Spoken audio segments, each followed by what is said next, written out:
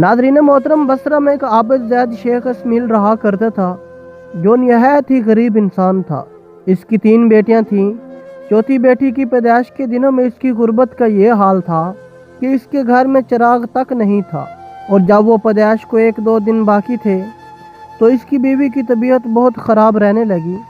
बीवी ने उनसे कहा कि अपने पड़ोसी से ही कुछ उधार ले लो, कम अज़ कम रात के अंधेरे से बचने के लिए एक चिराग ही खरीद लें। शेख इसमाइल ने कभी अपनी ज़ात के लिए किसी के आगे हाथ नहीं फैलाया था, लेकिन बीवी के बार बार इसरार पर वो मजबूर होकर एक पड़ोसी के घर गया और दरवाजे पर दस्तक दी, लेकिन कोई जवाब ना आया। गर्ज 5-6 बार इसने दस्तक दी, लेकिन पड़ोसी ख्वाबो खरगोश के मज़े लूटने में लगा था। यूँ वो वापस घर आए। बीवी ने जब आपको खाली हाथ देखा तो परेशान लहजे में कहा, क्या पड़ोसी ने भी मदद नहीं की?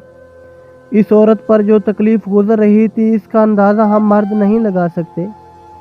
शेख इसमाइल ने अपनी बीवी से कहा, मदद तो दूर की बात, इसने दरवाज़ा तक नहीं खोला।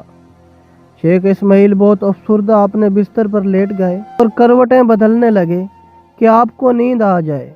शेख इसमाइल ने आप हज़रत मोहम्मद सल्लल्लाहु अलैहि वसल्लम को ख्वाब में देखा, जो शेख इसमाइल को फरमा रहे थे, ऐ शेख इसमाइल, अपनी बेसरो समानी की फ़िक्र न कर, तेरी पैदा होने वाली बच्ची बहुत बड़ी आलमा और आरफा होगी, और तेरी पैदा होने वाली बच्ची की दुआ से मेरी उम्मत के बहुत से लोगों की बख्शिश होगी।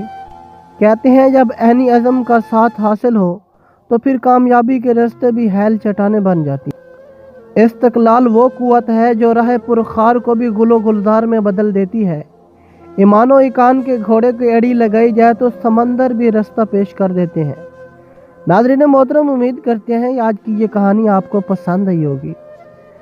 इसको लाइक करें, दोस्तों के साथ शेयर करें, और हमारे चैनल को सब्सक्राइब करके घंटी के निशान को ज़रूर दबाएं।